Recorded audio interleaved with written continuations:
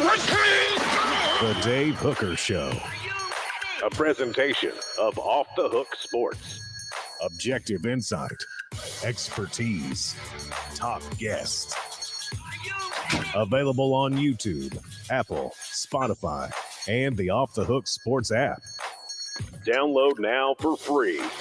Also available on offthehooksports.com. I compute and obey. Now to Dave Hooker. Ready. Here we go. We are off and running. Welcome to the program. He's Caleb Calhoun. I am Dave Hooker, and plenty to talk about as the Vols are quarterback shopping again. What? What's going on with that?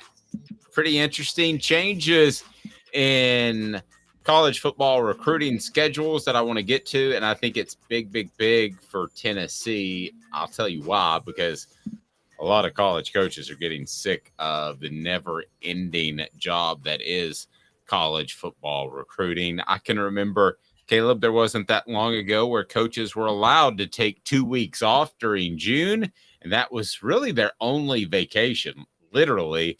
And nowadays, June is one of the biggest recruiting months. So they're trying to make some changes to the NCAA recruiting calendar. If they don't, then I think you could have a serious concern, because I keep hearing from sources I talk to in the NFL and college that all kinds of coaches are trying to bounce and get to the NFL because it's now considered an easier job. So that's something you don't want if you're Tennessee, especially considering the fact that that guy, Josh Heupel, would make a really good NFL coach. Good morning, Caleb. How are you, sir?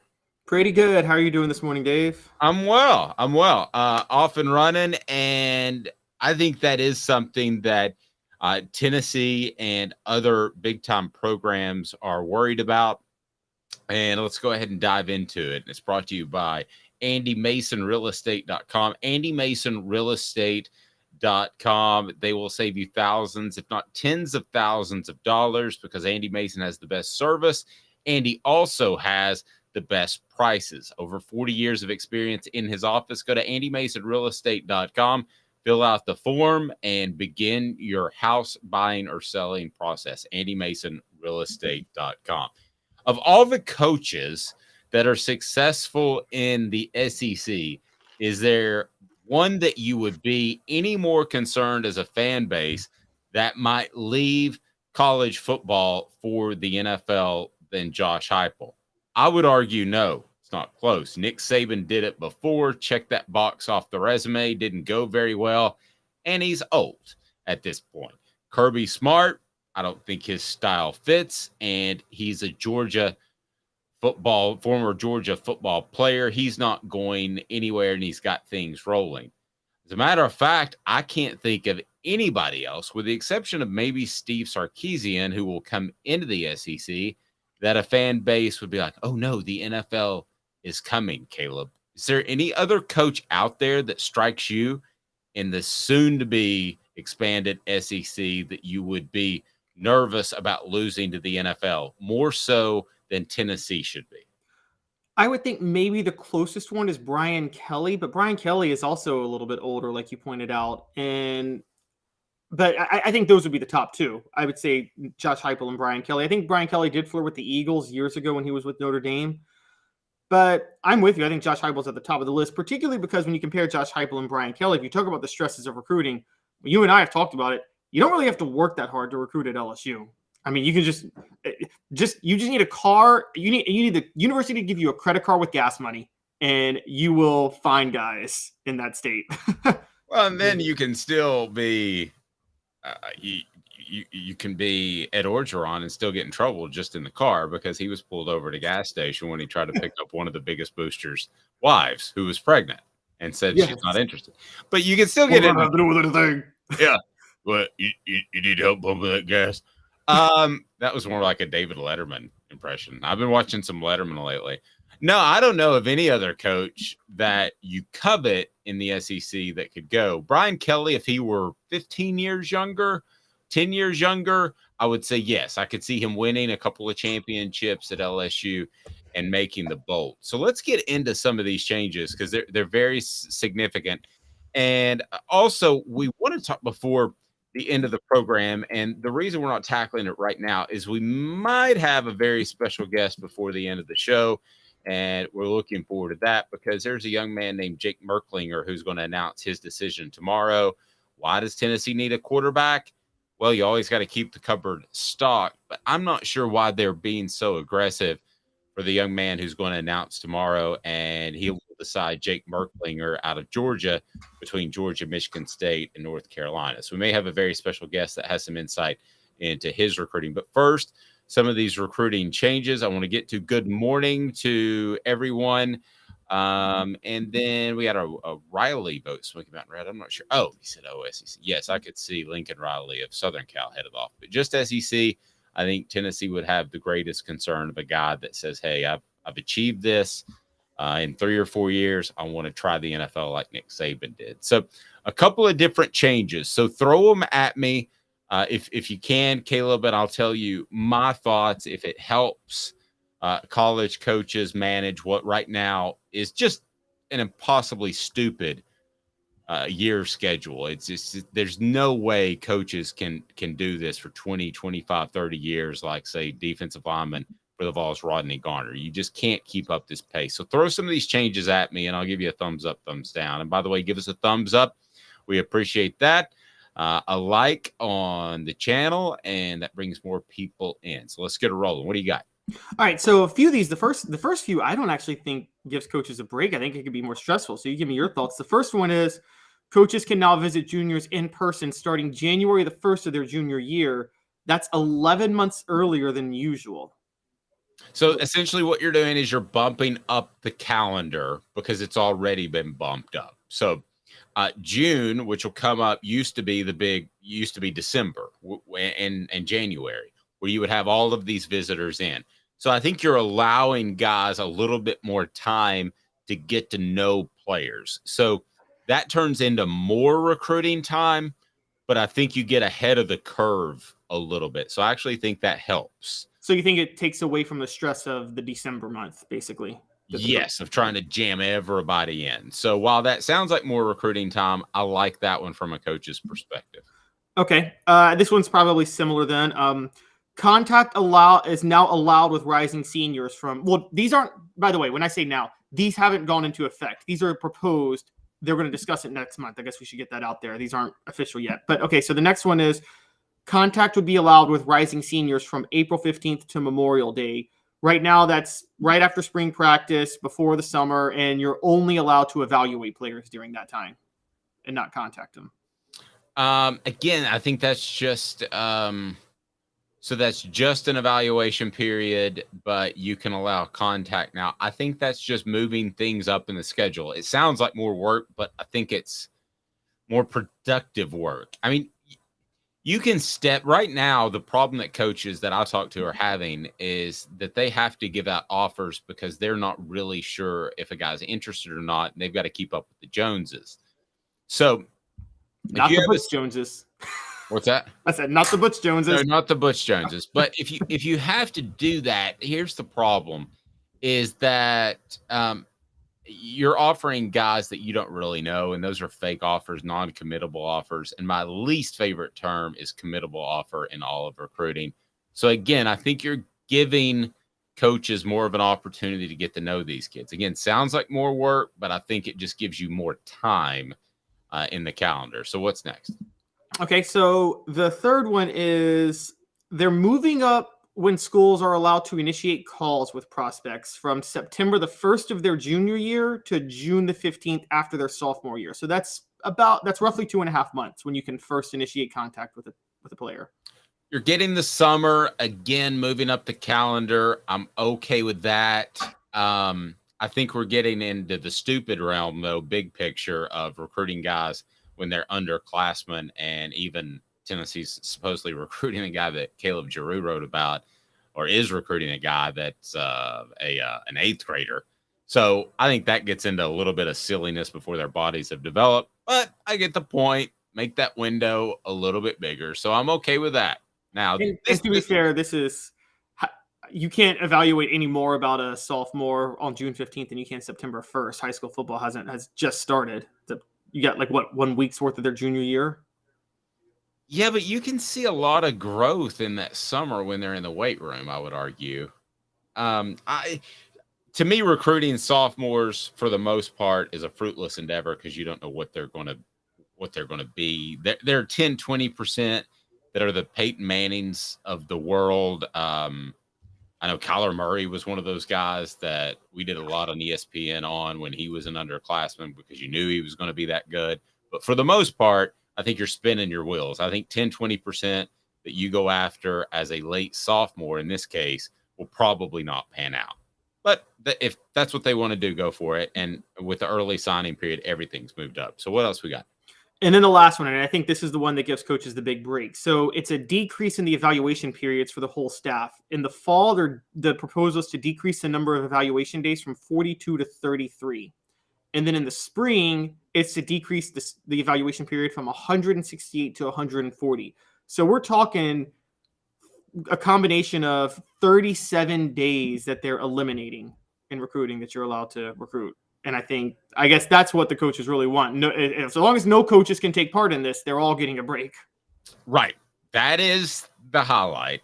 And there's no question about it that college coaches, if they're going to hang out longer in college and not go to the NFL, this would be slightly the game changer. So, I mean, the schedule right now is unfair. It's brutal. It's absolutely horrible. So I'm a proponent of all of these because even though it may look like more work, it moves the schedule up from the college's standpoint, where I think they were chasing their tails a lot because you had an early signing period, but no more contact / evaluation period. So decreasing the fall evaluation period is a big one to me too, that actually puts the rubber on the road as far as fewer days where you have to be working.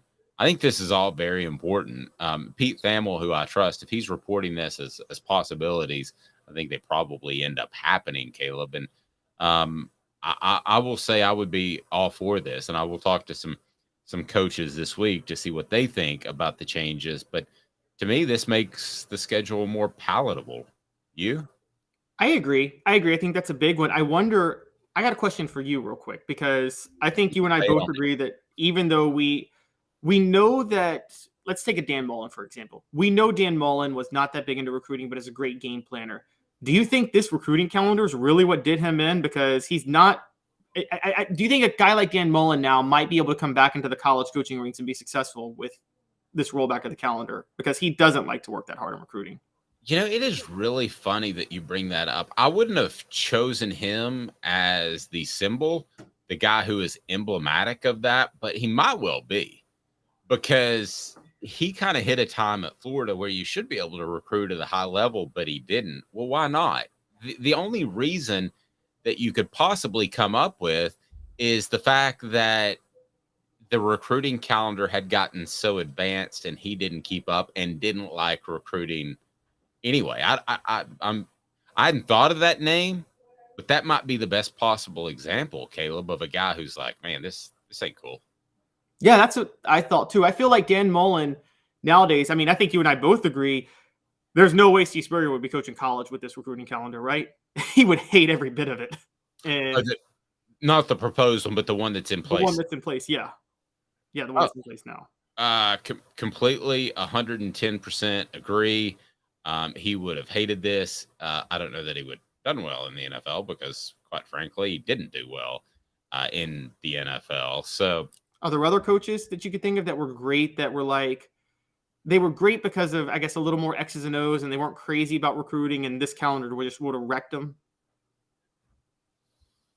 Again, I can't come up with an example that I think even compares to Steve Spurrier. I thought he was a great example. I don't know that he would have had success in the NFL, but I think that's a very good example. I really believe that this recruiting calendar, as far as driving off coaches, and I'm not saying this because we talk about Tennessee a lot, and I'm not saying this to try to get people riled up, but I think the coach in the nation, the entire nation, that fans should be most concerned would say, to heck with this, would be Josh Heupel in 5 years from now. I mean, he's got plenty of juice and energy. He's in his early 40s now, but what happens when you're in your mid 40s? What happens when you're a little bit later. Maybe you've had some success. And once you've had that success, you think, I could work less in the NFL, make as much or more money, and make a lot of the key decisions. I want to make that move. That's exactly what Nick Saban did. And the big selling point for that, if you're a coach like Josh Heupel, and I think this applies to a lot of coaches, it's definitely applied to Saban, is if you're a successful college coach who doesn't succeed in the NFL, you know there's going to be another college job waiting for you afterward. It's not like you're going to be out of a job when you get fired by the NFL at that point. So you don't have to worry about, there's this whole, like, don't take this job, you risk ruining your career because you're not going to last long. And then and I get that's probably a thing in the NFL, but if you're a high profile college coach, there's going to be a bunch of schools line up that will fire their coach to hire you if you were successful in college beforehand. Yes. South Carolina would have legalized cockfighting in order to get Steve Spurrier to be their head coach. Yeah, exactly. Exactly. What do you need? What do you possibly need? All right. So I think this is all good. I think these are the little things that you need to root for if you want Josh Heupel to have longevity at Tennessee, which I believe he will. But, we're always, in whatever job we do, we think to ourselves, could things be a little bit better? Could the grass be greener on the other side? So these are all things that I think help Tennessee maintain their relationship with Josh Heupel for not just 2 or 3 or 4 years. I'm not talking about that. I'm to the point I'm beyond Josh Heupel just being at Tennessee for 3 or 4 years, Caleb. I don't know about you. I'm really thinking about this, and I never say this about coaches. I didn't say it about Urban Meyer at Florida, Dan Mullen at Florida. I'm not going to say it about Brian Kelly. I don't think he coaches there for 10 years at LSU. Nick Saban would be the exception to the rule. But as far as the young coaches, that age isn't against them, I think Josh Heupel, I'm thinking along the lines of 8, 10, 12 years that he could be at Tennessee because of the fit. I don't think that's a stretch at all. 2 years under his belt, 8 more years. If you had to take the over under, I'll put it at 7.5. So that'd be a number of 10 total years. Would you take the over or the under that he's at Tennessee? Given his success, given his perceived love for the program, what would you take? Yeah, I would take the over. And also, I think 10 years isn't bad. You realize how crazy, though, that what we're saying, though, that a guy's going to be at a job for 10 years. Oh, exactly. And we both agree. But the mistake, I think a lot of it's funny because the mistake I think Tennessee lucked into it. I think the mistake a lot of athletic directors make, and I want to know your thoughts on this, I think they too often sacrifice good hires because they're looking for the guy that's going to be there 20 years. And in my opinion, a lot of times, this is why I love what LSU did with Brian Kelly. They know Brian Kelly's not a 20-year head coach. You're right. He's a 5 to 7-year head coach at best. But the way LSU was thinking is, you know what? We might get 2 or 3 national championships in those 5 or 7 years. Look at Miami in the 80s. Miami didn't make one hire in the 80s. There's not one head coach that lasted more than like 5 years at Miami. But they all got a national championship when they were there. And would you not take a 5-year run with a national title over a 15-year run of success? I think this is a big problem in college athletics. Everybody wants the guy that's usually late 30s, early 40s that they think can be there for 20 years. They're trying to find him somewhere. And a lot of times you have a proven commodity elsewhere that could do better.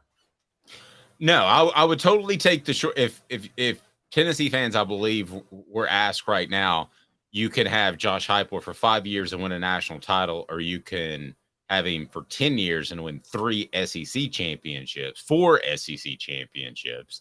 I think they would take the national title, but I think you're going to get both.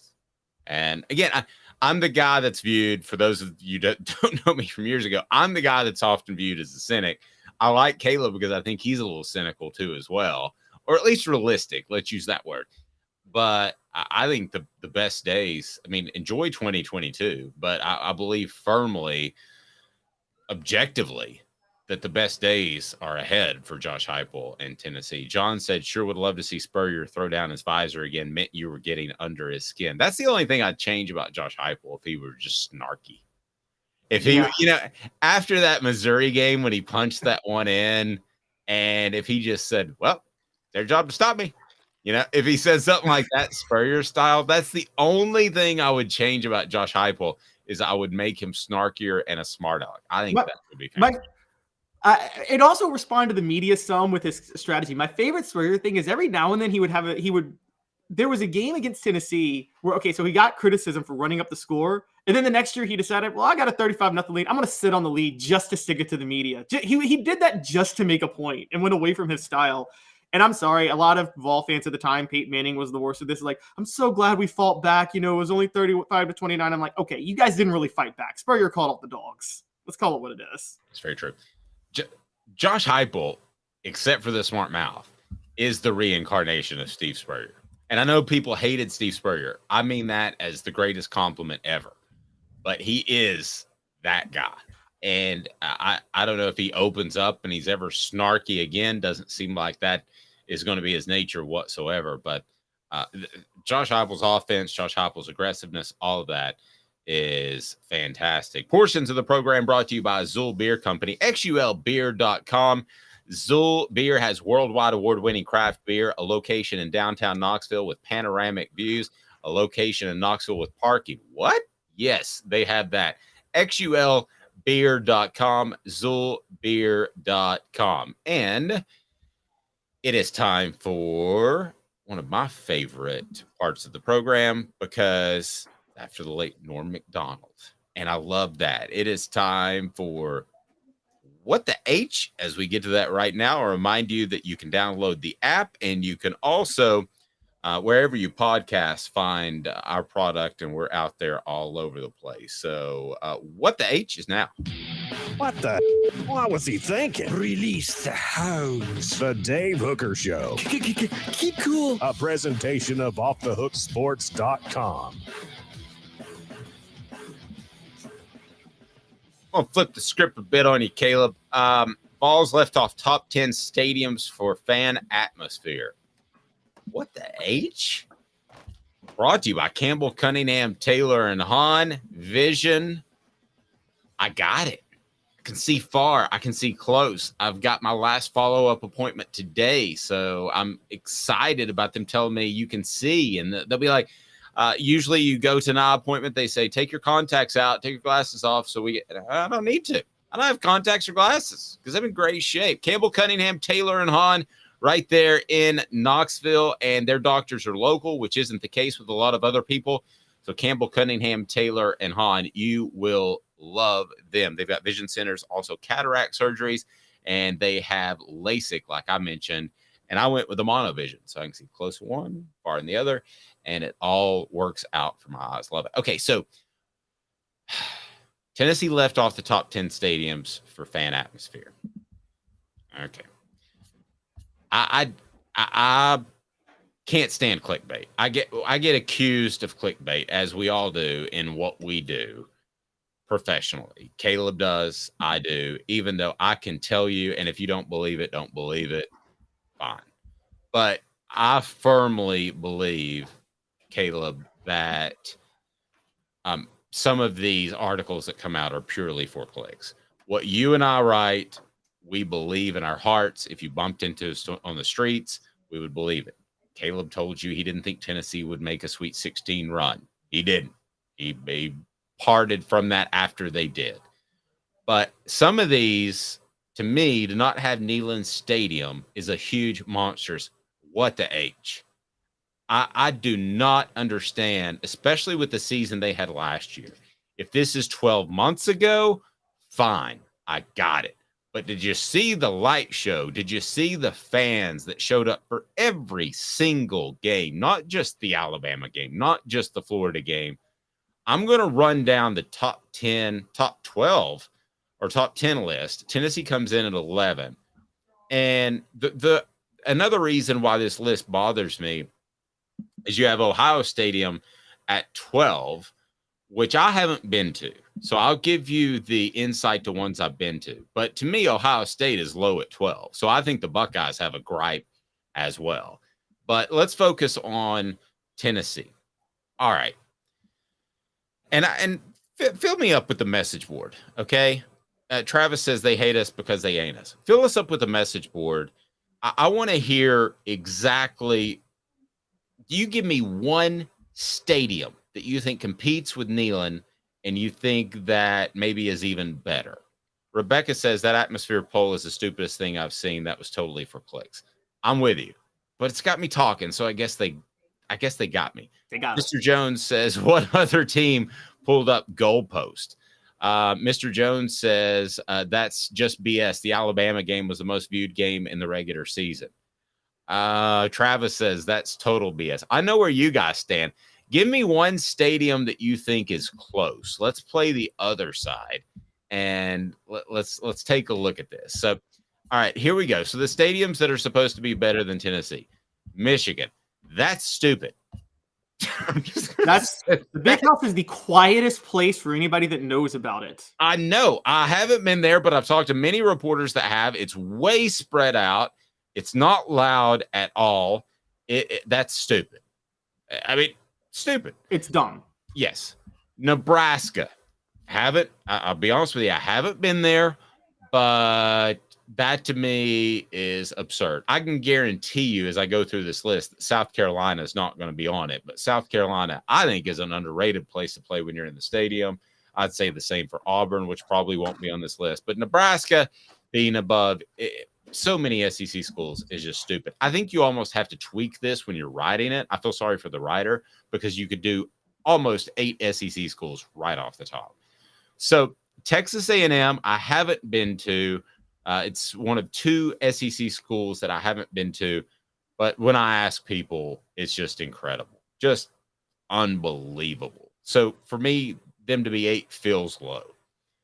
You jump in whenever you feel the need to do so. Florida State at 7, Caleb, feels high to me, especially with the lack of success they've had.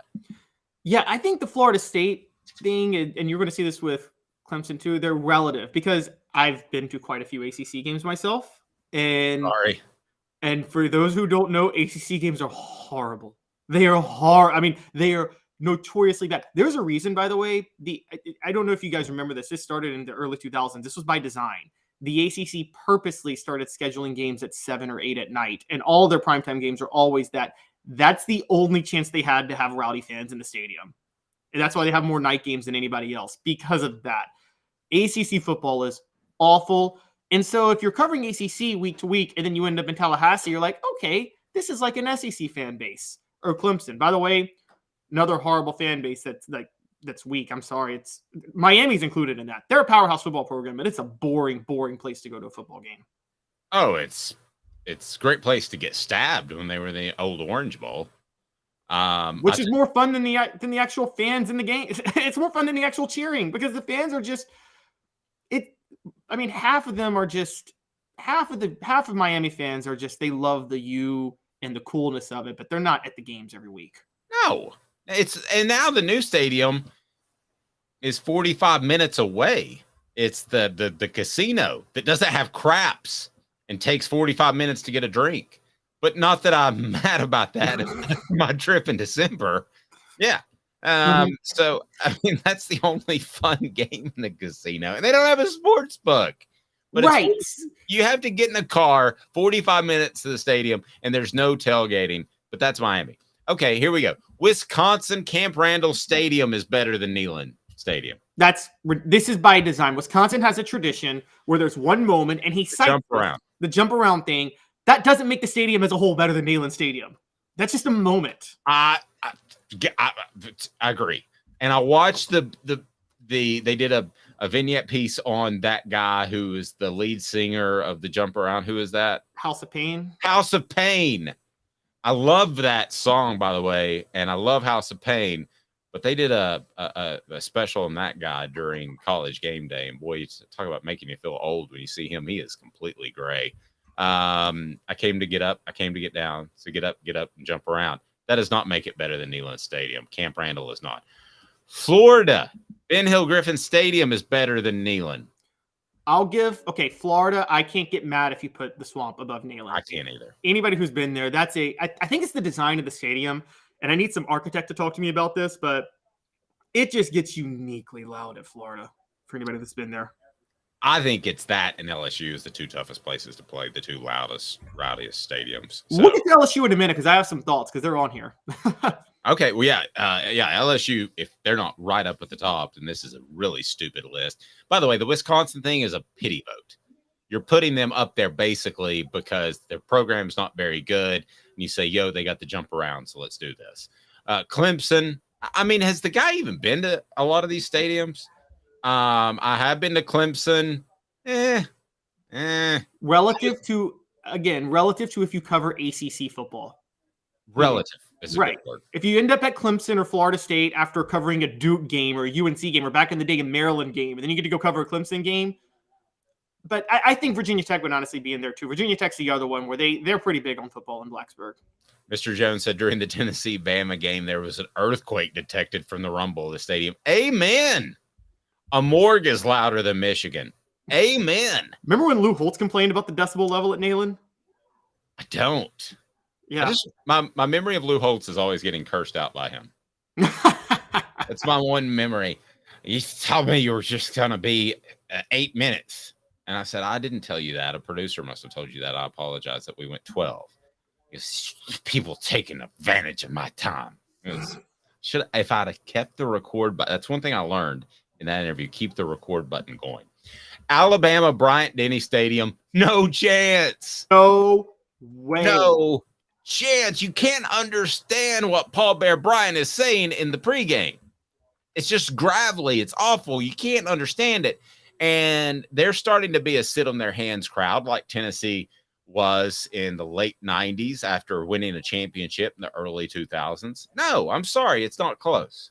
No, it's not. They got to the 100,000 stadium mark a few years ago, but also the design of it, it's not going to – there's places where the sound to travel out. There's gaps in the stadium. So it's not – the sound's not trapped into the stadium. So it's going to leave – it's not that loud.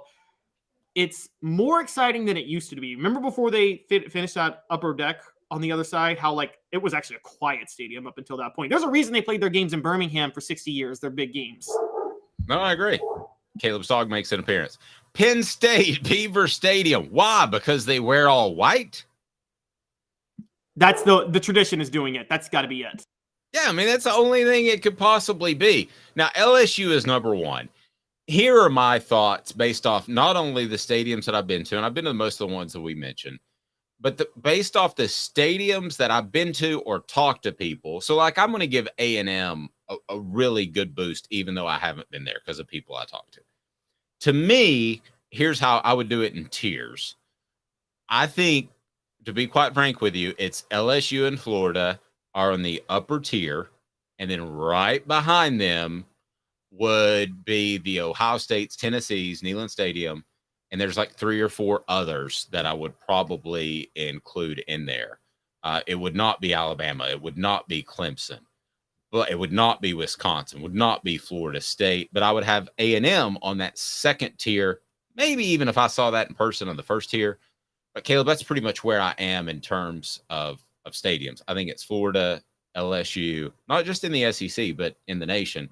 Now, Florida maybe takes a dip because their program hasn't been as good, but now this list is You ready for my LSU hot take? You got a hot take? Tiger Stadium is massively overrated for one reason. Death Valley is only that loud at night.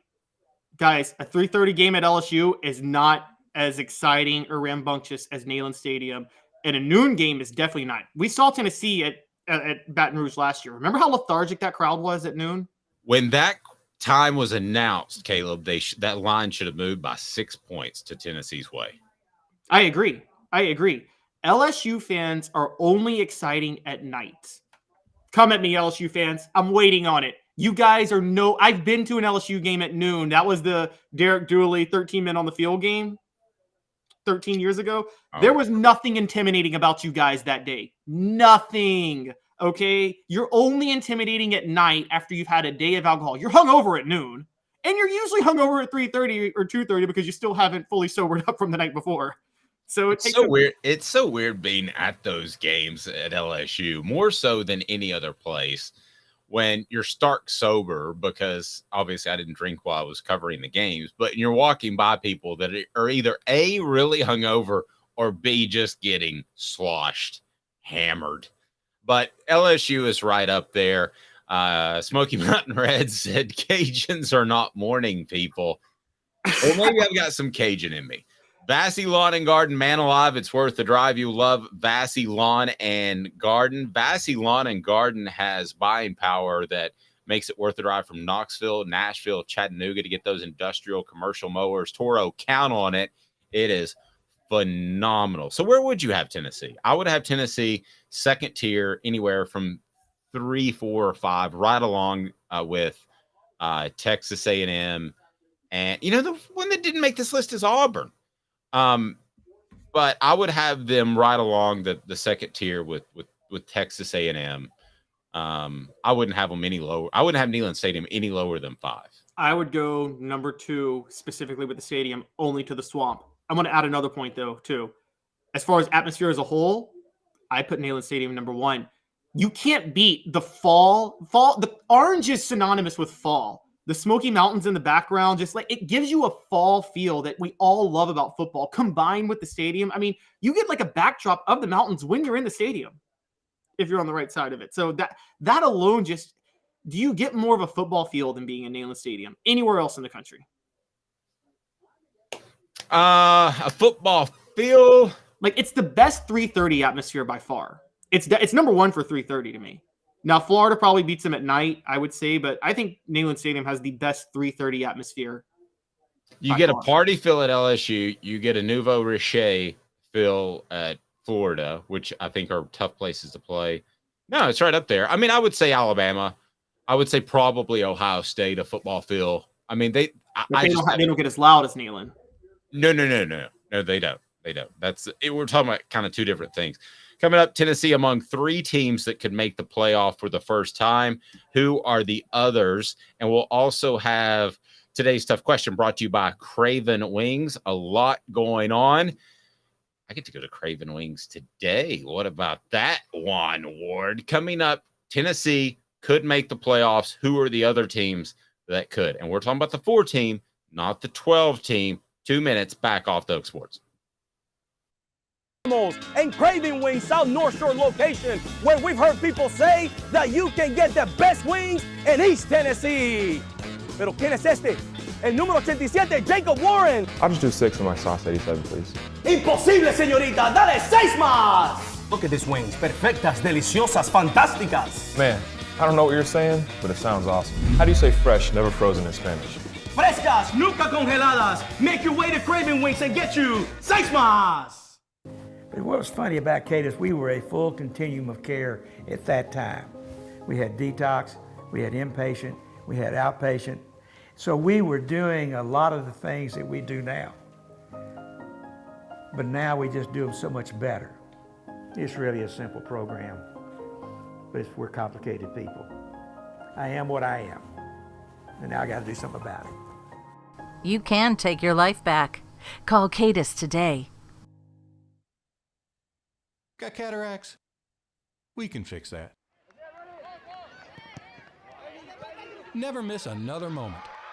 With a little help from Doctors Campbell, Cunningham, Taylor, and Hahn at cctis.com. Do you want to own the more that owns every job? Then get to Vassey Lawn and Garden in Cleveland and get you a Toro. I'm David Vassey, here to talk to you about Toro.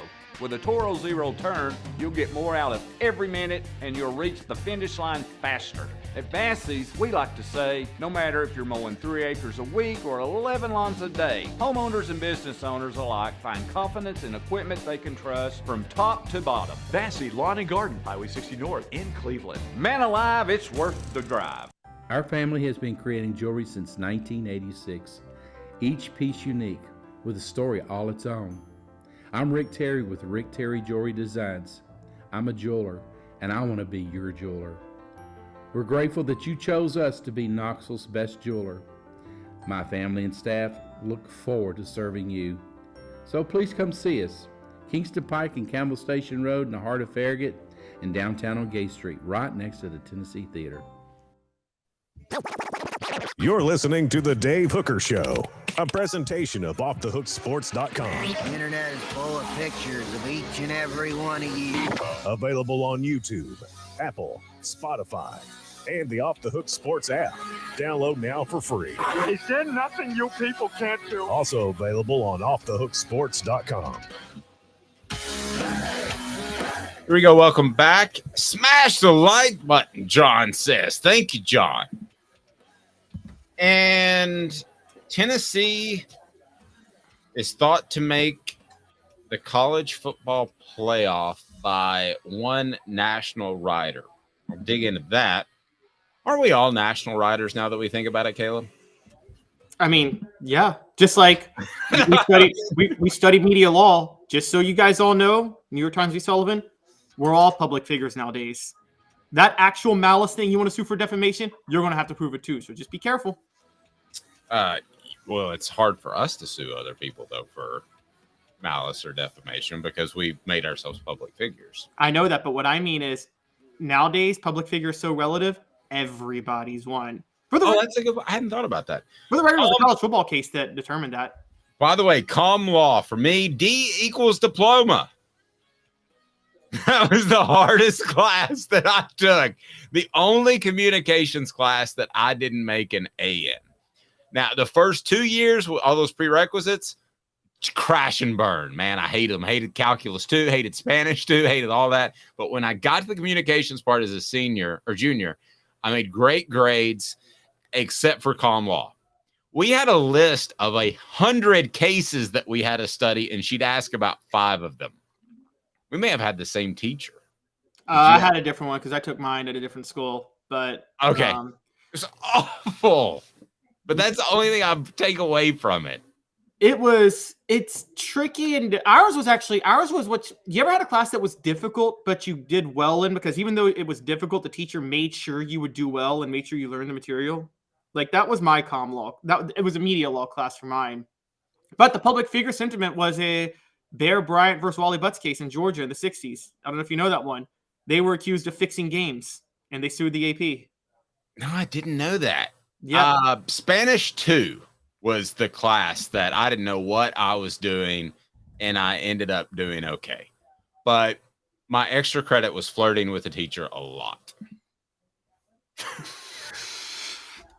I mean, that was a lot. I mean, that's the only way I was going to get through it. Living up to the Hooker name. I mean, that's all I had going. Well, that was my last semester. If I didn't pass Spanish 2, I wasn't going to graduate. I hated Spanish. I'm with you. I hated it. Oh, I hated learning a new language. I understand it, like, because I had a dream for a little while to work in Miami, and I was a hypocrite. I didn't want to learn Spanish, but I wanted to work in Miami. Well, I'm sorry. If you want to work in Miami, you need to be bilingual. You just do. And Coral Gables ain't a bad place. I was, is it Jim Laurinaitis? How do you pronounce his name? Who has taken Miami back to the Final Four? Took George Mason as well. But I saw an interview with him. He's like, it's being on a resort every day. I was like, that's kind of true. Yeah. Well, I don't know if people remember this, but when LeBron went to Miami about 13 years ago, he did try. There were rumors that he tried to stay in Cleveland, but he was trying to get Chris Bosh to sign with Cleveland. And Chris Bosh was like, no, I'm signing with Miami. And everybody got mad at Chris Bosh thinking he's a diva. But I'm like, you get to live in Cleveland or you get to live in Miami. What are you picking if you're looking where to live? Oh, yeah. Hey, let me ask. Hoghead brought up a great point because this is a big thing when I was Caleb's age. It said Neyland can be super great and it can be very dull. I've seen both many times. Now, in the late 90s and early 2000s, and to some extent in the mid 90s, when you thought to yourself, oh, Tennessee's going to get beat by Florida, I'll show up for the game, but they're not going to play for a championship. There were a ton of complaints about older fans like me now, older fans, older people that didn't want to stand up and they would tell you not to stand up. With the portable radio headphones? Yeah. Is that not a thing anymore for those that have been to Neyland lately? Is that still a thing? What is it? I don't think that was a thing then. I mean, remember, one of the problems was that people forgot this was that for a long time, and Dave, you know this, until the SEC got that CBS deal and started inking the TV deals, there weren't that many night games in the SEC. You were stuck with a lot of noon and 3:30 games. And I think once they started inking those deals, that's when I think 96 was the first year they got that deal. In 97, there were a lot of 8 o'clock games. When Tennessee was winning the national title in 98, it was 3:30 every week because I actually tracked it one year. I think they played at 3:30 at the CBS primetime slot like 7 of their 11 games that year. The year they won the national title. I apologize for looking down at my phone. That's my pet peeve when people are on the air, but we're trying to line up a special guest. And I saw that my phone went off, and sure enough, it's somebody from New Hampshire, which means scam. And then another call that says scam likely. please get rid of my number. So is it at all the sitting on your hands crowd at Neyland Stadium anymore? I haven't seen any of that. I mean, as of last year, I didn't see any of that. I think that is no, I think that's antiquated. I think it anymore. I think it was, from what I've heard, I wasn't there, but I know enough stories that the 98 Florida game was insanely loud. The 98 Florida, yeah. And I also know that the loudest Neyland Stadium I think ever registered was when Will Hoyt hit the field goal to beat Florida in 2004. And the loudest I ever heard it was when Jonathan Crompton threw what everybody thought was the game-winning touchdown pass to Robert Meacham against LSU in 2006. Remember that one? Yes. And that's the loudest I think I'd ever heard the stadium. And so I haven't heard another place that loud. Well, mine would be 98. I mean, that was insane. And the crowd always got loud before Florida started winning. That was typically how things went. So, and by the way, somebody posting on our message board, do you think Bronny James is still considering Tennessee? I never said that. Did I say that? No, it's I wrote about that at my old spot, funny enough. Rick Barnes is targeting Bronny James. And here's the other point. Look, LeBron's younger son is better than Bronny. Bronny's a 4-star caliber recruit. LeBron's the son behind him is actually the one that's got like LeBron level talent, if that makes sense. If Bronny is a one and done, it's only because of LeBron trying to force himself to play with his son 1 year, because Bronny is not a one and done prospect. He's got to develop a little bit more. He doesn't have LeBron's size, and it's going to ruin what we all say about sports if Bronny's a one and done prospect, because the beautiful thing about sports is it's the one area left in America.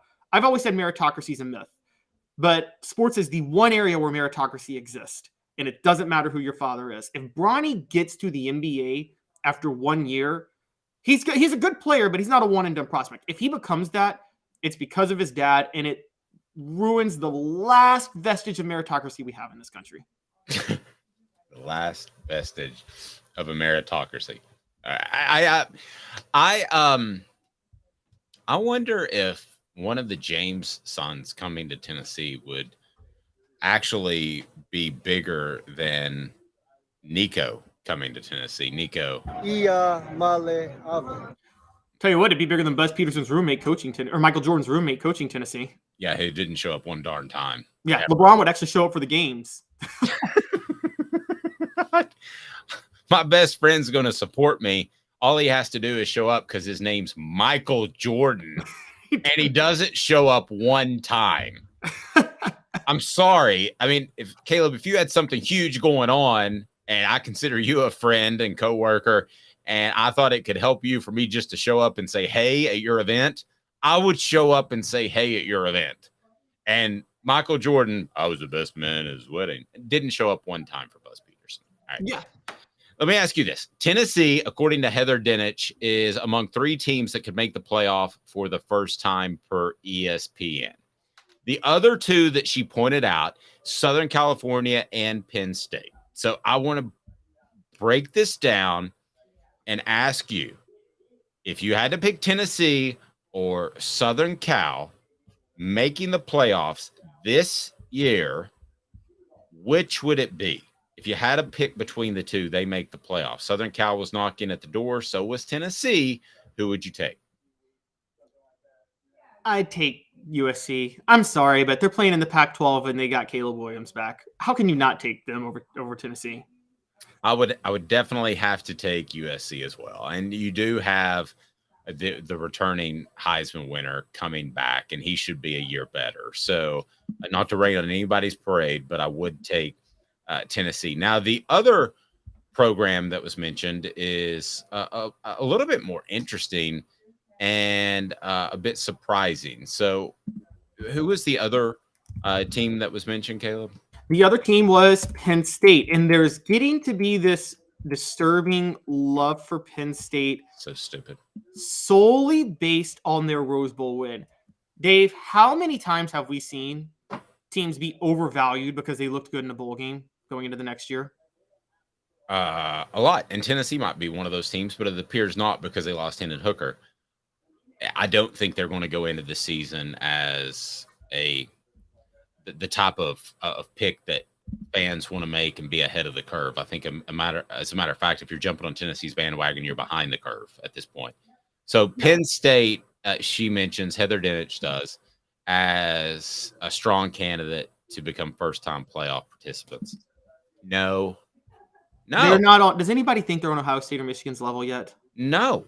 And they never will be with James Franklin. Even if they get to the point where they have that type of talent, Caleb, they are not going to win the coaching battle. At the end of the day, James Franklin did a great job at Vanderbilt for what Vanderbilt is, but they played practically nobody. I think at one point they played Grace Christian That was when the SEC East was at its absolute worst, too. That too. So you had to pull off a couple of upsets against a down division, and you had to win your non-conference games, and you're good. But no, absolutely not. Penn State is not going to make the college football playoff. They are not going to be one of the top 4 teams when they go to the 12-team playoff. They're not going to get the bye. They're not going to do any of that. They play at Ohio State this year. They host Michigan. If Jim Harbaugh had gone, maybe we could make that argument. But I'll give you Southern Cal because they've got an easier schedule. Although Tennessee's is pretty easy. But they have a settled quarterback position. I'll give you that one. But to take Penn State over Tennessee makes absolutely no sense to me. Not to mention, look, I think Michigan State could be better this year than they were last year, and they have to play at Michigan State this year. And that's a little bit scary for them, I think. Don't sleep on their opener against West Virginia with Neil Brown there. I mean, I'm with you. I don't see look, Penn State's very capable of losing either one of those games, quite honestly. And this has been a pet peeve of mine for a quarter century, for 25 years. I think teams get so overvalued by what they do in a bowl game. And I think you should, when you're projecting a team the next year, you should care about their bowl game way less than you should care about what they did in November the year before. Because bowl games are you got a month off. It's just so, some players opting out, whatever. Jamarcus Russell became a number 1 draft pick because he blew out Notre Dame in the Sugar Bowl. And that was ridiculous that he became that. Tennessee was number 3 heading into 2005. Why? Because of that Texas A&M game in the Cotton Bowl where Rick Clawson was Cotton Bowl MVP. That completely overvalued Tennessee heading into the 2005 season, that one game. I'm with you. I don't understand the Penn State argument. I never will. To me, that is like one of those relationships where both sides kind of like each other, but they don't love each other. I don't feel like Penn State loves James Franklin. I think James Franklin, if he could become the head coach of the New York Jets, or he could get a bigger college coaching job, there's not a lot that he would do that. James Franklin is going to have a long, frustrating career like so many coaches in the Big Ten have had. And you can go Kirk Ferentz at Iowa. You could go a number of different coaches, and the fan bases, or at least the administrations, are okay with just winning 8 or 9 games. Because the minute you want to fire them, they sneak in an 11-win season. Right, exactly. Right when you're about to fire them. They're okay with the Butch Joneses of the world. Yeah. Well, I think I remember covering Tennessee in 2017. And after that loss to Florida, remember that was the worst coach game ever, where Butch Jones threw it 3 times on the 1-yard line and Florida went up the Hail Mary, and Butch Jones was like, "We don't have a dime package." Remember that? Yes. No. And I remember that the next day, the Tennessee message boards, everybody was like, "I want Tennessee to lose out. I want there to be no excuse to keep Butch Jones at this point." Vol fans were ready for a 3-9 or 4-8 season or whatever happened, because they wanted no excuse for Butch Jones to hang around after that year. They were so angry at Butch Jones. And quite honestly, I think they were lucky. I think the worst thing that can happen to a program is when a bad coach sneaks in a 10-win season. I agree.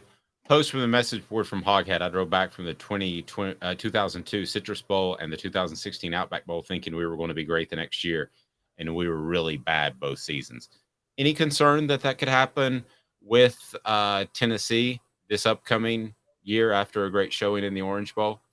I think Tennessee is. I think there is some overvaluing of Tennessee based on the Orange Bowl. I also think there's some overvaluing of Tennessee that we're doing, but that's based on default because we're looking at other programs in the SEC and thinking, I mean, it's not based on the Orange Bowl performance. It's based on, even if Joe Milton is still like the erratic Joe Milton we saw before, you trust him to get through this schedule.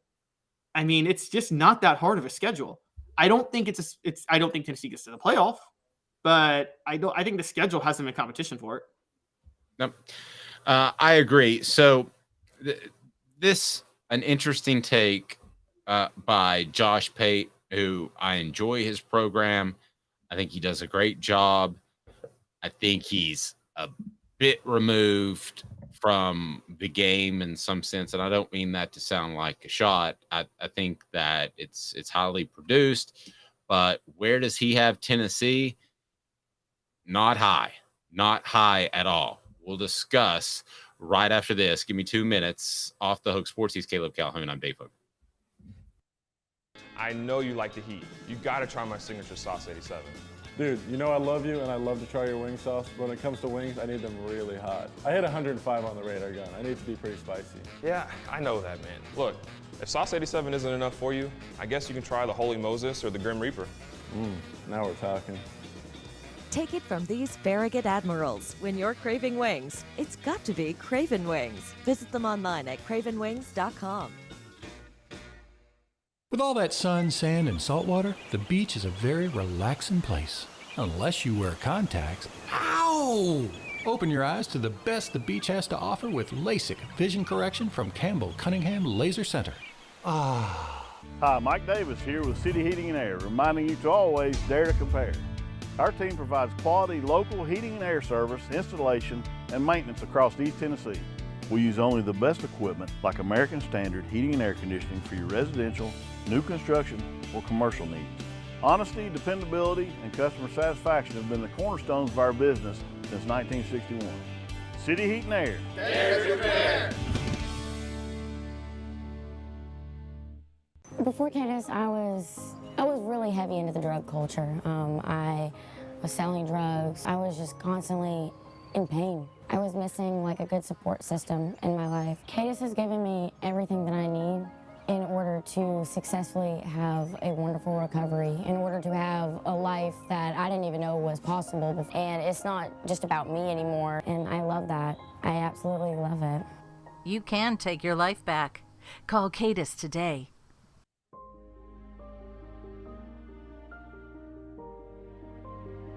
Our family has been creating one-of-a-kind pieces of jewelry in West Knoxville since 1986.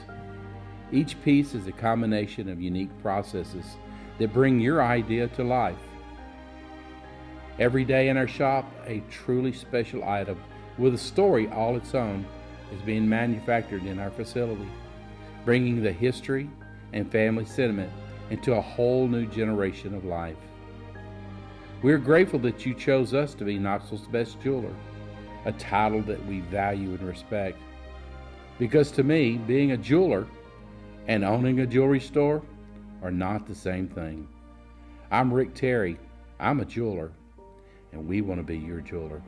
Kingston Pike and Campbell Station Road in the heart of Farragut, and downtown on Gay Street right next to the Tennessee Theater. Objective coverage. Hey, that's new. If we get caught, we're going to jail. The Dave Hooker Show, a presentation of Off the Hook Sports. YouTube, Apple, Spotify, and the free Off the Hook Sports app. I'm going to need to see some identification. Back to Dave Hooker. Hey, Mr. Jones, I want to get to what you asked about. Do you see Tennessee trying to add another quarterback in the portal this next window that opens up to have a third option? So, yes. I mean, yeah, and it's not any indictment of Joe Milton III or Nico, but it is, simple fact is you're going into a season with two scholarship quarterbacks, unless you feel really, really good about Navy Schuler, right? I can't imagine Tennessee not having three scholarship quarterbacks on its roster. So we're going to pivot here just a little bit. I want to get to the Josh Pate stuff. I also want to get to the fact that Tennessee's recruiting a four-star quarterback, easy for me to say, that could commit to Tennessee tomorrow. But first, Caleb, we got a tweet from, is this Jimbo Fisher? What do we got from Jimbo Fisher? We got a tweet from Lane Kiffin. Oh, tweet from Lane Kiffin. Okay. Yes. I see a Jimbo Fisher picture. You get me caught up to date here. So Jimbo Fisher showed his annoying ego again, where he said, and I get sick of coaches saying this, he said, everybody runs the same plays. It's all about execution when asked about the play calling, which whenever you hear a coach say execution, that's code for I did my job. Don't blame me, blame the players. I don't want to accept any blame. That's true. And Lane Kiffin, to his credit, can I share the screen real quick? Sure. If you know how to do it, that's above my technical IQ. By the way, go ahead and smash that like button while Caleb's trying to figure out how to share the screen. Look at him. Sharing screens like there's no tomorrow. He's confident. He's smiling, feeling good about himself. This is the tweet. Well, you got to bring the screen. You got to bring the screen up. Do I have to do that? Oh, wait. I got it. Oh, wait. Here we go. I got it. Okay, here we go. You see it? I got it. I think I'm the one that did it, but it doesn't matter. Yes. This everybody runs the same plays, question mark. It's only about the players executing, question mark, face palm at Kirby Smart. That sounds like he's taking a shot. That's a direct shot at Jimbo Fisher's quotes, right? Yes. No, I don't think there's any question about it. And he references Kirby Smart. Kirby Smart doesn't run anything considerably difficult. Right. Exactly. So I think I think Jimbo Fisher and Lane Kiffin have had a few wars of words. I think Lane Kiffin had some comments about NIL last year. And so we know Lane Kiffin ain't afraid to take shots. Here's the question. Was this fair or foul on Lane Kiffin? Should he be minding his own business, or is this him nearing the point that coaches should be held accountable? A good point to make. Well, who am I? Am I the Ole Miss administration? Am I just Dave the commentator? Dave the commentator. Okay, Dave the commentator. This is golden. Way to go. I may text you. I might text him right now and say, great job. But now if I'm the administration, Ole Miss, I'm probably not crazy about it. And Lane looks like he's kicking a wounded animal because Jimbo Fisher's on his way out. I mean, you do have to factor that in there as well. But the tweet in and of itself, to me, or the quote from Jimbo Fisher that everybody runs the same plays, that sounds like the best word I can come up with is ignoramus. Yeah. So I pulled up the article, the direct quote. So he was asked if Bobby Petrino's scheme upgrades could help Texas A&M this year. And he goes, it's not scheme, it's execution. And then he goes, everybody does the same thing. There's not a hill of beans between anybody as far as what goes on. That is just wrong. And that's the sign of a coach the game's passed him by. So feel better about that Texas A&M game. Can you bet on who gets fired, on whether or not coaches get fired yet? Because I am so sure Jimbo Fisher's getting fired. Whatever the over-under is on wins this year, take the under with Texas A&M. Jimbo Fisher is turning more and more into a disaster. No, I agree. And he's aging like a dog, 7 years every year. Because he used to be innovative. Now he had James Winston, and that's why he won a national title. But if you want to talk about everybody runs the same plays, just take a second and watch what Georgia does and watch what Tennessee does. I mean, they're entirely different. Watch what Alabama will do this year and watch what they did last year and in previous years. That's just idiotic. I mean, it's absolutely idiotic to say that. And with Jimbo Fisher, he goes and hires a guy, Bobby Petrino, who was ahead of the curve 20 years ago before he couldn't take a curve on his Harley. And I mean, that's just not true. I mean, none of that's true. TCU, if they're running a pro style West Coast offense, whatever, they're not making the college football playoff. They're running stuff that's completely different. This to me almost sounds as stupid as Philip Fulmer hiring Dave Clawson, because Philip Fulmer didn't want to give up control. And he could have hired Will Muschamp, who was lighting it up as... You mean Gus Malzahn? Gus Malzahn, excuse me. Gus Malzahn, who was lighting it up as the offensive coordinator at Tulsa at the time, had the number one offense, but he went Dave Clawson instead. This hire is similar in a couple of different ways. I think that Jimbo Fisher knows that he can kind of control this offense because, let's face it, Bobby Petrino needs any break he can get at this stage in his career. And this is if I'm a Texas A&M fan, I'm completely disturbed by this. Can you imagine Josh Heupel says, well, everybody just pretty much runs the same place? Yeah, it's ridiculous. I also think there's a second method to Lane Kiffin's madness on this, because you covered him in that 2009 year. As boisterous as he was, that you always thought there was a bit of a method to his madness, right? And that he had. And I think that Lane Kiffin is sending a signal to Texas A&M players, hey, if you lose, he's going to blame you. Why don't you come to me? I think he would have to have those conversations with them. I don't know that I necessarily would read it from the tweet, but yes, maybe that's the beginning of it. And yeah, I mean, that's something we talked about with Rick Barnes. You really can't say that because you can pull a quote and then say it's out of context if you want to. But the bottom line is, when you criticize your players, that's going to be what resonates. Listen, Lane Kiffin and Josh Heupel are ahead of the curve. And I don't know what Lane Kiffin's going to do next. I don't know what Josh Heupel is going to do next, because they've both shown throughout their careers that when things aren't working, they will adjust. And Caleb, based off that quote, everybody runs the same plays, and based off the hire of Bobby Petrino, if you're a Texas A&M fan, you've got to be throwing your hands up in the air. Are we ever going to do, is what I would be asking myself as an Aggies fan, are we ever going to do something different? Yeah, this is a middle finger by Jimbo Fisher to A&M, basically saying, I still and got their fans. Yeah. And he's basically saying, I've got y'all. First off, with the hire of Petrino, Fisher's making it very clear at this point, I don't care what you guys do. I'm going to do things my way, and I'm going to walk out of here with $85 million if you don't let me do things my way. So I win no matter what, and I really don't care at this point. It's very, very clear that's how he feels. By the way, his whole career has been inflated by one national championship, which he should know this firsthand. That Florida State Auburn national title game, Gus Malzahn massively outcoached Jimbo Fisher. Funny enough, we were just bringing up Gus Malzahn. Fisher just had Jameis Winston, and there were a couple of mistakes made at the end that led to the national title. Florida State was lucky to win that game.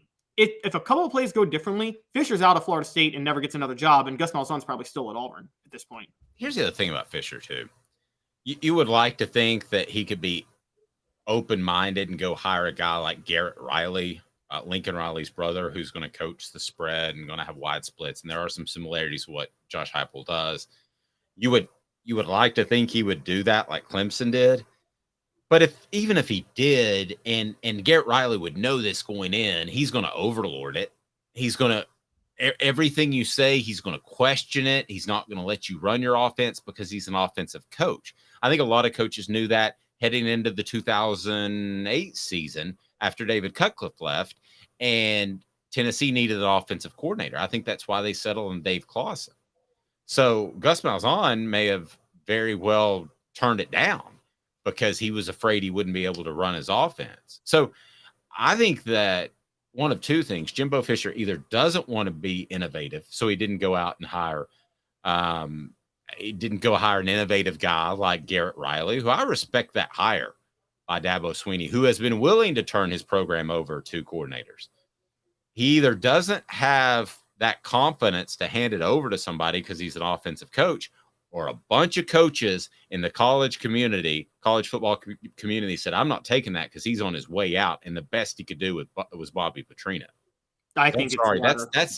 He's day old bread. If we're having this conversation 20 years ago, Caleb, it's a different conversation.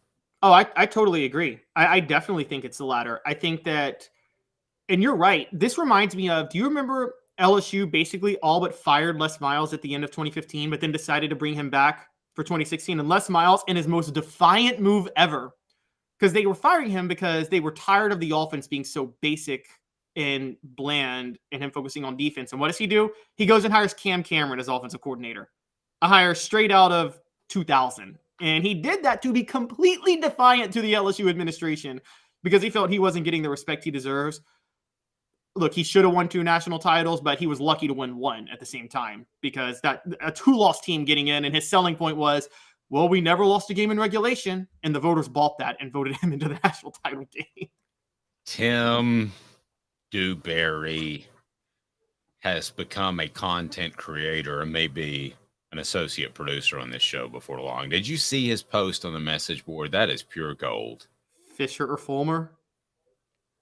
Who would you take, Fisher or Fulmer? And it's the same career. Okay, I'll say this. Fulmer wasn't openly defiant when he made hires and trying to give the middle finger to the university. I think Fulmer was behind the times and got a little desperate at a certain point. He was openly incompetent in the way he handled his personnel. Not only did he keep guys like Pat Washington and Larry Slade too long, but then, really, and David Cutcliffe fell in his lap. He did find David Cutcliffe in the early 90s, though. I mean, that was a former hire from the 80s that he decided to just promote. I give him credit. And also, look, John Chavis was a coach for a time. And when Fulmer hired him, he was a coach for that time. And that was a real I don't know. Maybe that's just Fulmer promoting from within. And you're right. Maybe that's because after Cutcliffe, he hired Randy Sanders, who I think you and I both agree is not an offensive coordinator. Well, you're talking to the guy who, before the 2005 season, sat down with him and his dad at a Cracker Barrel in I believe, Athens, Tennessee, and wrote the story about how he would probably be the next head coach of the Vols. So you're probably talking to the wrong guy. I mean, he looked like the fair-haired young coach who would take over for Philip Fulmer. Yeah, but Tim's throwing heat. If you had to take Philip Fulmer and knowing what we know to head your program, Calhoun University.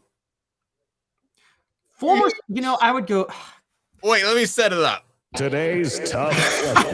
This is a good one. It's a great one. The Dave Hooker Show, a presentation of OffTheHookSports.com. Brought to you by Craven Wings. Best wings in town. It ain't close. I'm going there today. I'm fired up. Jacob Warren says they're great. I'm going to try Sauce 87. I was going to go a totally different direction. And you can fill out that as well. It's on our Twitter account. But that was going to be with Hendon Hooker flying up the draft charts. What player did you most root for after his Tennessee career? So give me some of those too, if you don't care. Because every time you get ahead of today's tough question, like the night before, which I did, then something better comes up the next day. You're better off just flying by the seat of your pants sometimes. So, Fulmer or Fisher?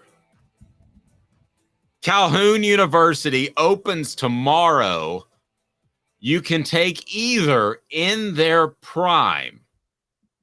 This is like remember how so many people felt about the 2016 election when they're like, we got to vote for one of these candidates? I don't like to get political, but it's like, that's how I feel with Fulmer and Fisher. Fulmer or... Okay, let me give you a thumbnail sketch. And I covered Philip, so I know him way better than Jimbo. I have coaches who had a special season. It was because of Tennessee's defense and Al Wilson that Tennessee won a national championship. Jimbo Fisher is because Jameis Winston. And Jeremy Pruitt running the defense.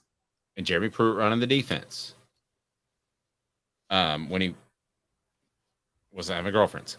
But so he had a full plate. All right, so was asparagus on that plate? Because he wouldn't have known what that is. Some backstory to that I'll get to at some point. So, man, you're in the state of Florida. Okay, and thumbnail sketch. Let me finish this before I get sidetracked in my brain. Thumbnail sketch. Both, I think, lack discipline throughout their careers. I mean, a lot of people forget that Philip Fulmer in today's day and age would have been fired for what he did. He met with a young lady who alleged sexual assault against a player, and he met with her along with his attorney at a Shoney's the next day. That would have been tampering with a witness. You would have been fired. Boom, on the spot. I mean, in some states, you would be arrested for that. Yes. So, and I thought that clearly Jimbo Fisher looked the other way when he knew more stuff about Jameis Winston. I will take, if I had to start my university tomorrow, I will take Philip Fulmer because of one reason, and that is a considerably better recruiter than Jimbo Fisher. I think Jimbo Fisher has recruited well at A&M. I thought he recruited well at Florida State before he let things go off the rails. He didn't care about Florida State. They didn't have an offensive lineman that could play when he left. So I will take Fulmer. Recruiting at a place like Tennessee is more difficult than Florida State or Texas A&M. So I would take Fulmer to start Calhoun University tomorrow. But man, you could talk me out of it. I'm going to go the other way, and here's why I'm going to go the other way. I think it's known at this point. I talked about it a few weeks ago. You have the book Orange Crush. I read it in that book, funny enough. But it's known that there are two different Philip Fulmers that coach Tennessee. The Fulmer of the 90s up until about 99 was a very hands-on coach. Very, very hands-on with the players, very involved. And the Fulmer that I think when you started covering with Knox News was I want to be a CEO and just almost Joe Berturner. I don't really want to work too hard. I just want to go meet with the boosters and things and let the staff do their job. And that's that Fulmer, I would take Jimbo Fisher over. Because at least Jimbo Fisher seems like he wants to be involved with the team. Whereas Fulmer, the second half of his career, a guy who just wants to sit around and be a CEO, that never works with coaching. Yes, Dabo was a CEO, but Dabo is hands-on as a CEO. He's always thinking of ways to get an edge. Well, I guarantee he's dogging it in recruiting like Philip did. Yes, exactly. Still to this day, I think that people don't understand how important recruiting was and why Philip Fulmer was such a perfect fit for Tennessee. Philip would sometimes leave when Vanderbilt and Kentucky were terrible. He would leave during practice and go make recruiting phone calls.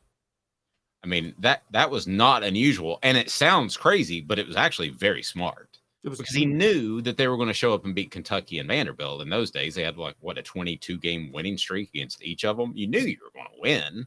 Yeah. The only time either was a threat was, by the way, you saying that explains why in the mid-90s, Tennessee always struggled with Vanderbilt on that side. They did. And their players didn't want to be there. I mean, for goodness sake, I didn't want to be at practice because it was freezing cold and they were playing at Vanderbilt, Kentucky. Travis says Fulmer put incredible players, incredible into the league. Jimbo has James Winston.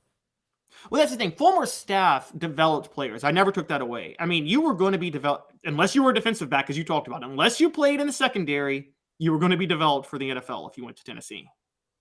And I think I give him that. I just know more good and bad about Philip, so it's probably hard for me to compare the two, honestly. And frankly, because I could throw up bad things about Philip that would make me want to say Jimbo, and I could throw up good things that would make me want to say Philip. So there's one thing that's going to make me say Jimbo, and it's this. Me covering Tennessee in 2006. I don't think Jimbo would ever say this. When Tennessee had the worst run blocking in the SEC that year, they couldn't buy 3 yards when they ran it. Remember that? The 06 team. Mm-hmm. And Fulmer in November says, I'm going to start working with some of the offensive linemen to help them get a little better. And in my mind, I'm like, you're a former offensive lineman and a head coach. And I know we don't have the SEC, but I hate cursing on the air, and I almost slipped. Why? Why were you already working with the offensive line? Yeah. Why wasn't he already doing it? What were you doing previously? Exactly. I think Jimbo would never say that about a quarterback. He would never be like, my quarterback's struggling right now, so I'm going to spend some time working with my quarterback. Could you imagine if Jimbo Fisher said that? Tim says, let me see if I can get a buyout from Basilio and come to work for you guys. I didn't know you were working for Basilio, but I'll tell you what, the key in media nowadays is have a bunch of different paychecks. You got to be hustling. You got to keep them coming in, or you get frustrated by being underpaid in the media. So work for us both and tell Tony I said hello. Great guy. Or be Jimbo Fisher and get an $85 million contract and not care if you win. And so Gene says Dave has too much inside knowledge about the skeletons in Fulmer's closet to be objective. You're right. I'm going to let you pick for Calhoun University, and I'm going to go Jimbo because I think Jimbo is more hands-on. That's where I'm going to go with that. And I think that's a negative, his hands-on, because he's defiant. But I just think Fulmer was as hard as people say he worked in recruiting, and I believe you. I mean, that you know some good about Fulmer too that a lot of people don't know. I do. That's why I could talk myself either way. Yeah, but I will say I know I don't want to say I know for a fact because I can't say that, but I know based on a lot of circumstantial evidence that Fulmer got pretty lazy the last few years at Tennessee, and he was kind of lazy as an athletic director too. Yeah, it's a grind. I don't see how these guys do it long-term in recruiting. I feel a real sense of empathy for them. I mean, you're still making $2 or $3 million even back then. So not too much empathy, not sympathy, but empathy. But Gene, you're right. But I know so much good about Fulmer too. I think there's a lot of similarities between the two coaches. Why should you be concerned about a young man that we reference a lot on the program just to be a freshman, Nico Iamaleava. Coming up, and it's brought to you by Craft Treats. Craft Treats, go there right now, crafttreats.com, get the chill pills, and the chill pills will help with your pet's anxiety. They'll help with your pet's arthritis issues, which my dog has. He can jump on the bed now. He couldn't before. Also digestive issues because they've got the CBD infused pet treats right there. Crafttreats.com. Use the promo code Off the Hook. That's the promo code Off the Hook, and you will get 20% off. Already had a ton of feedback of people that love it. So 2 minutes why you should be slightly concerned or not about Nico Iamaleava's progress. Stay tuned. It's a big one because there's a big announcement coming up on Thursday that could affect Tennessee's quarterback future and quarterback room in the very, very near future. Hang tight 2 minutes. To own the more that owns every job, then get to Vassey Lawn and Garden in Cleveland and get you a Toro. I'm David Vassey, here to talk to you about Toro. With a Toro Zero Turn, you'll get more out of every minute and you'll reach the finish line faster. At Vassey's, we like to say, no matter if you're mowing 3 acres a week or 11 lawns a day, homeowners and business owners alike find confidence in equipment they can trust from top to bottom. Vassey Lawn and Garden, Highway 60 North in Cleveland. Man alive, it's worth the drive. Hi, Mike Davis here with City Heating and Air, reminding you to always dare to compare. Our team provides quality local heating and air service, installation, and maintenance across East Tennessee. We use only the best equipment like American Standard heating and air conditioning for your residential, new construction, or commercial needs. Honesty, dependability, and customer satisfaction have been the cornerstones of our business since 1961. City Heat and Air. Dare to compare.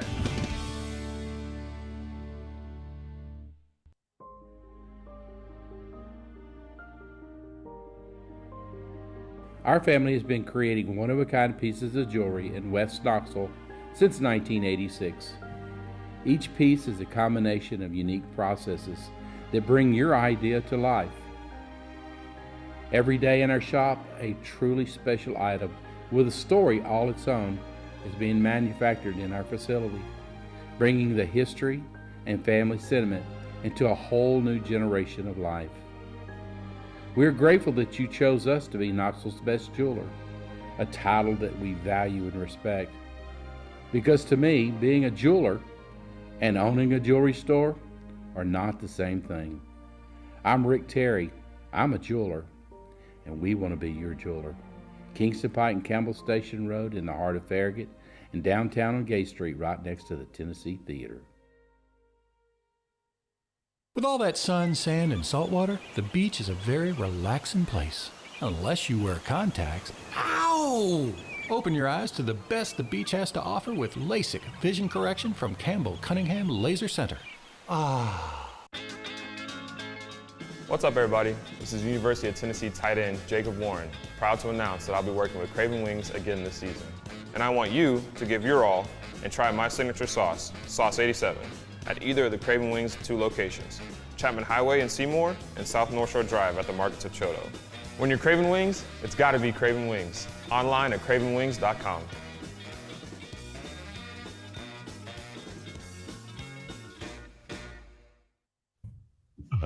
Who's this guy? Hello, wizard. The Dave Hooker Show. Who? A presentation of Off the Hook Sports. What? YouTube, Apple, Spotify, and the free Off the Hook Sports app. Back to Dave Hooker. Here we go. Welcome back. portions of the program brought to you by City Heating and Air Conditioning, cityheatandair.com. Integrity matters. If you're in Knoxville and you ever need an HVAC service, it's City Heating and Air Conditioning, cityheatandair.com. You will love them. Check them out. cityheatandair.com. They bring you Cooper Mays, who is just throwing heat. And I asked him, I said, what do you get asked about spring practice most of the time on our YouTube channel? Please hit the thumbs up button, subscribe if you haven't already. And he said that I got to ask about the quarterbacks, the running backs, the receivers, anybody but the offensive line because we're boring. That seems about right. By the way, I noticed, hey, if you want me to be brutally honest with you, at maybe the detriment to our own growth on the YouTube message board, I will. So there were a couple of, I think they were Alabama fans that I made mad. So we lost a couple of subscribers. So we need you to tell friends so we get those subscribers back.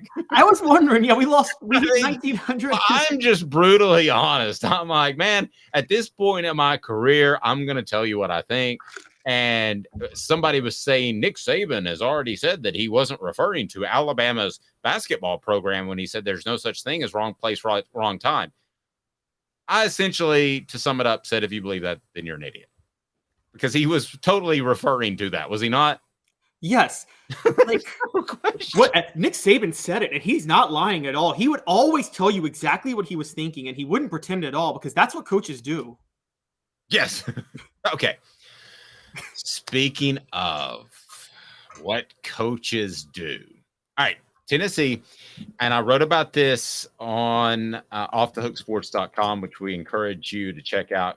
Kudos to Caleb Giroux, who is just throwing heat with his recruiting coverage.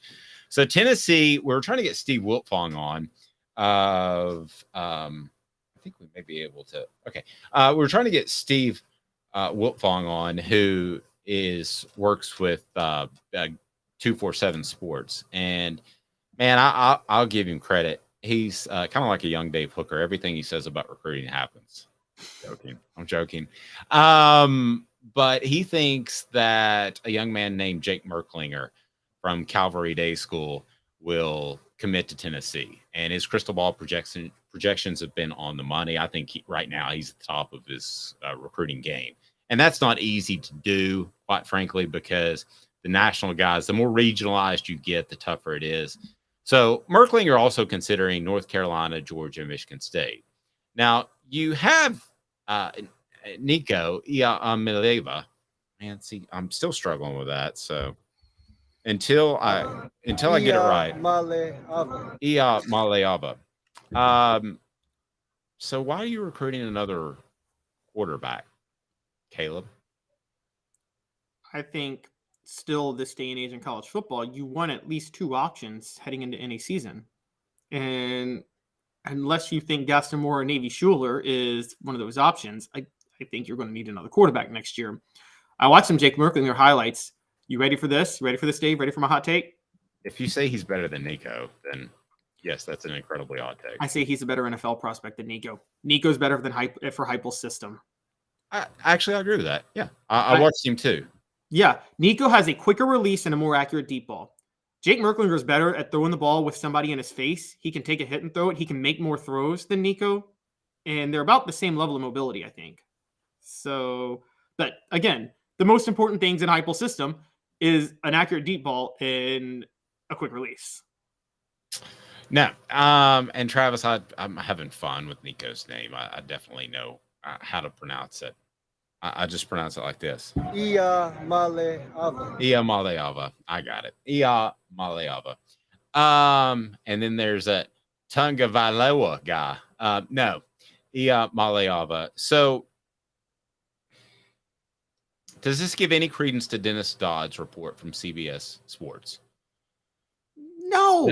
Okay, well, let me finish. Oh, sorry, I thought you were already. That's all right. Does this give any credence that there are whispers he's not living up to the hype talking about Nico? Any credence at all? No, absolutely not. There is, if Joe Milton were coming back next year in like 2024, you might have a point there, but Tennessee is only going to have one quarterback on the roster next year that you would think could be elite enough to run Josh Heupel's offense. And that quarterback would be Nico Go ahead and hit it. Well, I switched. Iamaleava. Iamaleava. So I don't think you have to sign a quarterback every class like you used to, but I think you need at least 2 options on every roster, and I think that there's a healthy difference between what Philip Fulmer did, which was put all of his eggs in one quarterback, like whenever a quarterback left. And he got lucky with T. Martin here because there was no backup to T. Martin in '98, but he did not get lucky with Jonathan Crompton. And so that's not Crompton's fault. I'm going to be fair to Crompton. There were some other issues there that we all know about. But either way, Fulmer had a habit of putting all his eggs in one quarterback's basket. And I think that there's a difference between that and having to sign a quarterback every year. You at least need 2. Come on, you need 2. Just for injury's sake, you need 2. All right, here we go. 4 downs. And it's brought to you by our friends at Craven Wings, where I will be going with the hottest sauce they have. It's going to light me up. 4 downs. Nico, should it be concerned? What does this mean? Tennessee with another rooster in the hen house or hen in the rooster house. 4 downs. 4 downs. 4 questions. 4 answers. The Dave Hooker Show. 4 downs. A presentation of offthehooksports.com.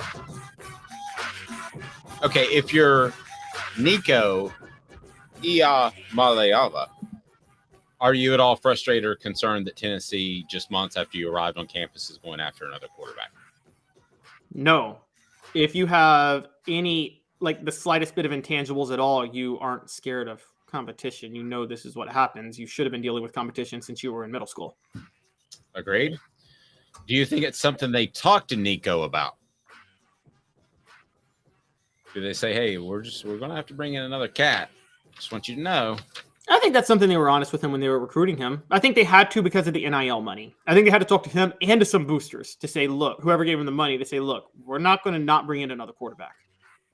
Okay. Well, let's say that Merklinger commits to Tennessee, and this is a commitment. This is a non-binding commitment. Okay. So Nico could light it up this year, shove Joe Milton to the bench, and Merklinger could say, whoa, I'm not going there. So that could happen.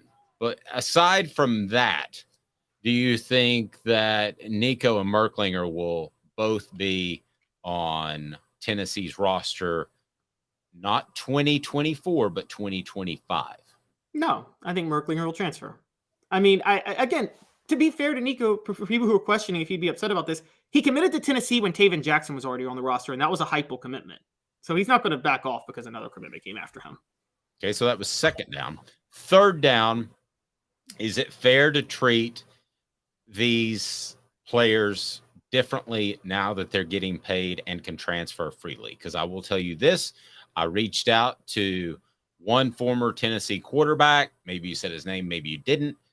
But just to talk about how do those things go down? What's that conversation like? You might not be a fit. We got this Nico guy coming in or whatever.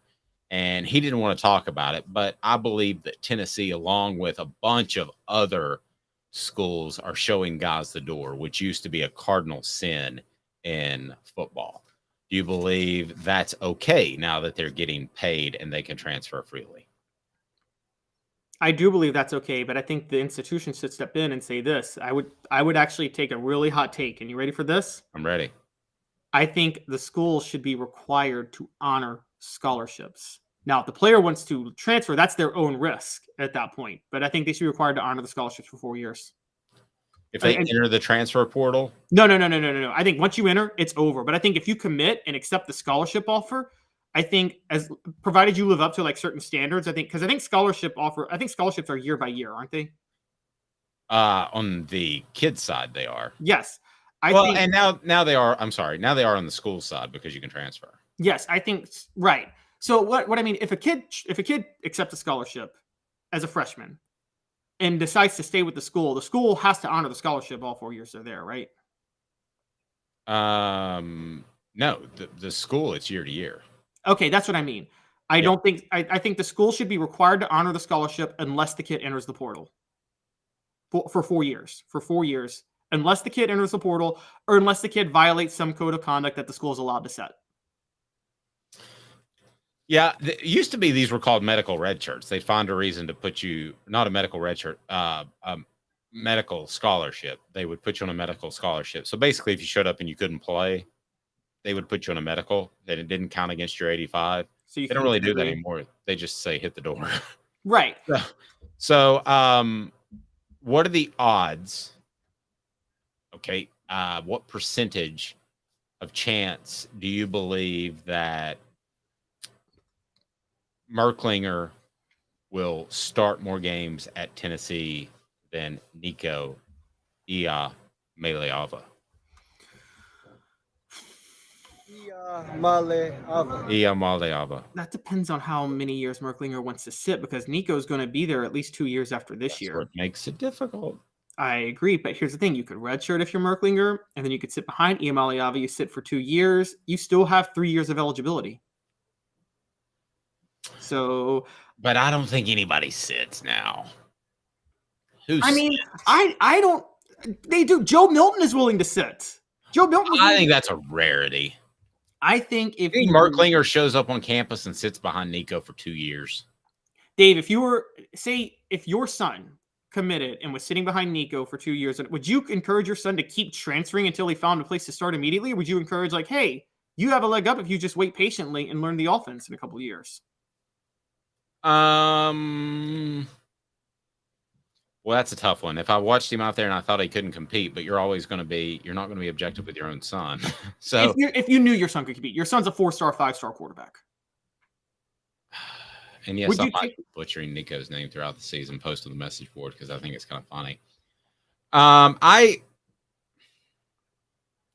view this as a job now. So if my son was miserable at a job, I'd view go get another job. What if he's happy and he's just developing and waiting for his chance to start, though? If he's happy, then stay by all means. If you're happy at a position and you're waiting for the managerial role to open up, stay. But if you're at all not happy, I've taken the sentiment out of it. If this answers your question, be loyal to that school. No, that school is a business nowadays. It was before. I'm just very much, and I say it's funny you say managerial role. I think to take it to coaching, for instance, I think coordinators are too happy to take the first head coaching offer they get. And one, they may not be ready, and two, it could be a bad job. And I think that's where Kirby Smart was smart. He just stayed at Alabama, developed more and more, and then he got the best job in the world and he was ready. Meanwhile, Derek Dooley jumped the first chance he got, and he wasn't ready to be a head coach. No, and I think but here's the thing. I think that we've all probably taken jobs that weren't what they cracked up to be. So if you find that out and you're not under contract, and then I have no problem with you moving and bolting. I think Merklinger is not going. So to answer this question, I think Merklinger won't start more games than Nico. I think it's about a 30% chance he does, because I think if he were to commit, I think Nico is still starting in 2024 and 2025. And then I think Merklinger would obviously start in 2026, but you would have to bet on him starting in 2026 and then deciding to come back if he's good and starting in 2027. So I think that, but I don't think Merklinger is going to transfer if he doesn't win the job. I don't. I think this is a thing for him where I'll compete for the job. And if I don't win it, I can sit in Josh Heupel's offense for 2 years, learn the offense, redshirt 1 year, have 3 years of eligibility, and then shine. Yeah, but here's the thing. It's not like it used to be, Caleb. I mean, Josh Heupel's going to go out and try to get another 5-star guy in 2 years. And at that point, Merklinger should transfer then. I think, look, Taven Jackson didn't transfer until Nico arrived in December. And that's when Taven Jackson realized, I'm not going to beat this guy out. And so that's why he transferred. But I think he'll embrace competition at the start. I do. I think that's what you do. You embrace the competition for the guys that are level with you or behind you. Nico's not level. Nico's going to be ahead of you. So I still think the concept of embracing competition and waiting your turn to start is going to exist in some places in college football, particularly a school like Heupel, where would you rather go somewhere else to start early, or would you rather wait 2 years and then you have a chance to start in Heupel's system? And his system is designed for you to put up 400 yards and 5 touchdowns a game. Yep. Jaden Davis is another one that may sign with Michigan or Louisville. We've heard all kinds of of places that he could go. But I think Merklinger is the guy that eventually ends up at Tennessee, and that'll be tomorrow. My thoughts on this, I would have kept Nico in the loop. If Nico has a problem with it, too bad. You have a year head start. Sorry. Given the job, you shouldn't be the starter. I agree with what you said. Merklinger may be a better pro style guy, but Nico is the perfect fit for Josh Heupel's offense. I will go so far as to say this. I think based off Nico's ability, that Merklinger will stay 1 year at Tennessee and he'll be gone by January of 2025. I don't think he'll stick because I don't think kids do that. So I'm going to take the popular route. You might be right. He might just love Tennessee, wore orange pajamas when he was a child. I don't know. Or just relish a chance to play in Heupel's system, even if he has to wait. Possible. But I think Heupel, if he's not up to that standard and Heupel goes out and gets another war daddy like Nico, I think that he could quickly run Merklinger, or Merklinger could just go. He might get a better quarterback. He's never getting another Nico. I'm just going to say it. Maybe, but as far as being worried about Nico and his performance and the whole Dennis Dodd situation, no, I don't think going out and getting another quarterback should worry Tennessee fans at all. I will say this: I would make sure that Nico was in on that discussion. Not that you have to be. I remember a coach saying to me, as soon as they sign that letter of intent and send it in, they go from prospect to suspect, because not from a legal sense, but you suspect whether or not they can play and they've got to prove it. So at that point, when you have them not as strong with the transfer portal, I agree, but when you have them signed up, you have some leverage over them that you didn't have before they signed. They have leverage over Nico now. And if he doesn't like another guy coming in a year behind him, then I don't think that says a lot for him. And I don't believe that is even remotely going to be the case. Have a fantastic day, everyone. Download the app, turn your notifications on. We've got great stuff coming up, including maybe that Celebrate 98, which is close to coming. He's Caleb Calhoun. I'm Dave Hooker. This has been a presentation of Off the